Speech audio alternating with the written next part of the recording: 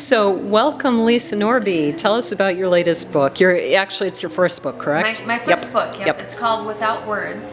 And it's set in the late 1800s. And it's about, it's from the perspective of an old woman who tells her story of coming over from the old country. And we never know which old country. We don't know which one, because something happened on the voyage over on the ship.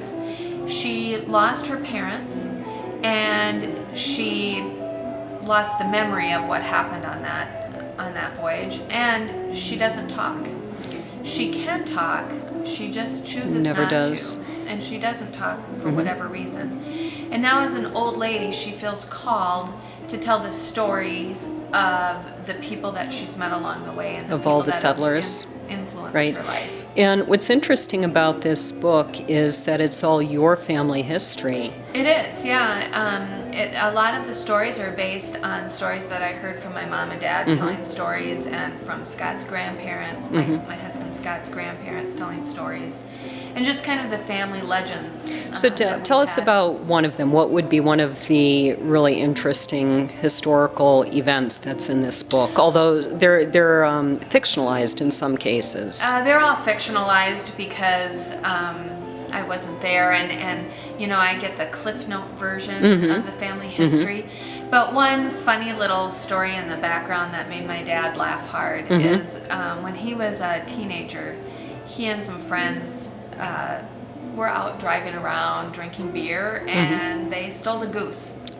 And What possessed them to steal a goose? they were young and they were bored, and there was nothing to do in the country in South Dakota, and there was a goose, and they stole it, and they drove around with it, and Gives new meaning to the car honking, doesn't it? at the end of the night, they didn't know what to do with the goose. Yeah, so they had a neighbor guy that they liked, and they said, "Hey, we got this goose. Do you want this goose?" And he said, "Yeah, I'll take the goose." And they put it in his pen and kind of forgot about it.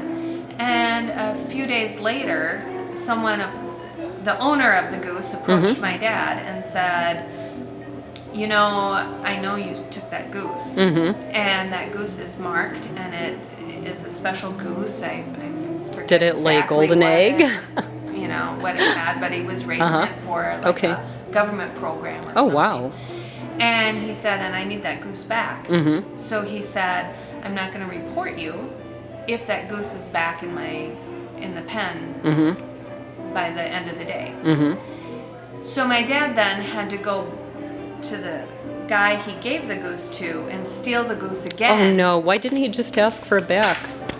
I think he didn't want to admit that he stole it. Oh, okay. And so he stole it twice, actually, and then he had to sneak it back in because, of course, he denied that he ever stole it to begin with. So he couldn't be seen. So one of the stories in the book is based loosely on that, where somebody steals when do you expect the book to be out? I'm hoping maybe by the end of the year. Okay, so we have that to look forward to. Yeah. Thanks for being here. Thanks, Laura.